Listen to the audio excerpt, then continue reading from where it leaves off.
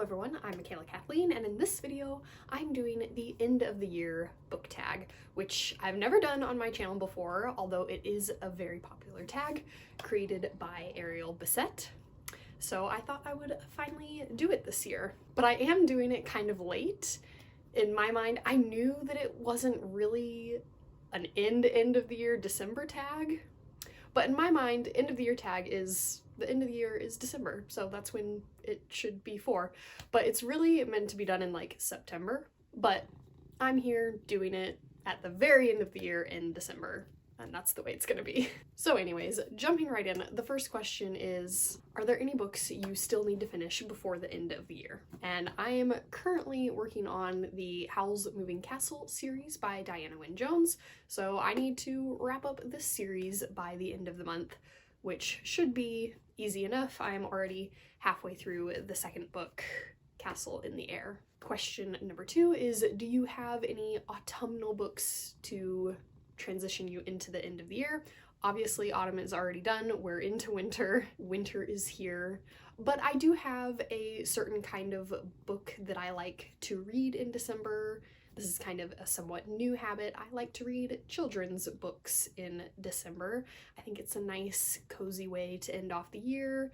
Even though they're not directly holiday books, they still can have a little bit of a holiday feel just because they are younger. And I actually got into this habit because of my nephew. I started buying children's books for him for Christmas in the last couple of years, and I typically want to read them too for my own enjoyment. So a lot of the time I'll read them in December and then give them to him as a gift for Christmas. That is not necessarily the case this year. It was the last 2 years, but since I kind of started doing this for that reason, I kind of have decided to keep it going regardless of whether or not I got him books for Christmas. So yeah, this year it's Howl's Moving Castle, which I actually got for my boyfriend for Christmas last year. So prompt number 3 is, are there any new releases you're still looking forward to?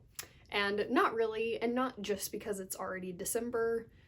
I generally just don't look forward to a lot of new releases.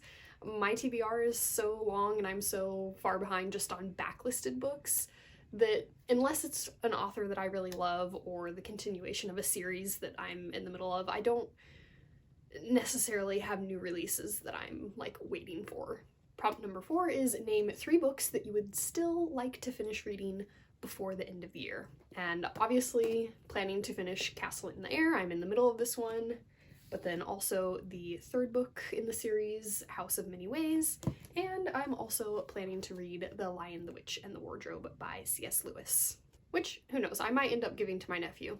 We'll see. But I got this from a friend recently, and I thought it would be perfect for December. Prompt number 5 is, do you think there could still be a book that surprises you and is a favorite of the year before the end of the year? And definitely not. Based on Howl's Moving Castle, I don't think either of the sequels are going to be my favorite book of the year. I've read The Lion, the Witch, and the Wardrobe before, albeit many, many years ago, but I don't think it's going to be a favorite of the year. My favorite book of the year, for sure, is Skyward by Brandon Sanderson. It's just super fun, super action-packed. I love the characters, and it also contains my favorite new character of the year, and that is Imbot. And finally, prompt number 6 is, do you have any reading plans yet for next year already? And yes, I do. Obviously, there's my TBR, which I follow in order, and that has like a whole system, but I've also started creating like a month-by-month list for myself of books that I want to for sure read in any given month regardless of the TBR,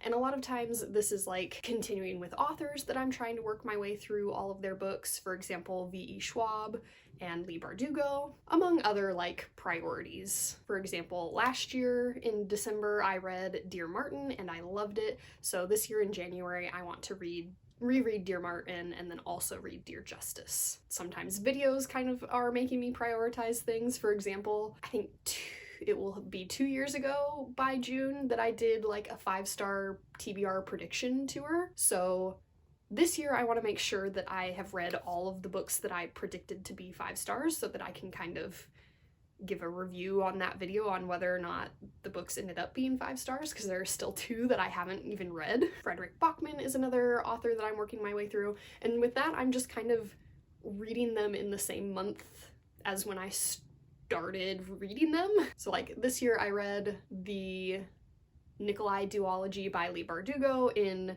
October, so next year in October I plan to read Ninth House by Leigh Bardugo. I read My Grandmother Asked Me to Tell You She's Sorry in November this year by Fredrik Backman, so next year I'm going to read a Backman, don't know which one yet. So yes, long answer short, many reading plans already for next year. And that was it for the end of the year book tag. I hope you enjoyed watching. Now on to the quote for today's video, which today I have one from Macklemore and Ryan Lewis from the song 10,000 Hours. And it goes, "The greats weren't great because they could paint at birth.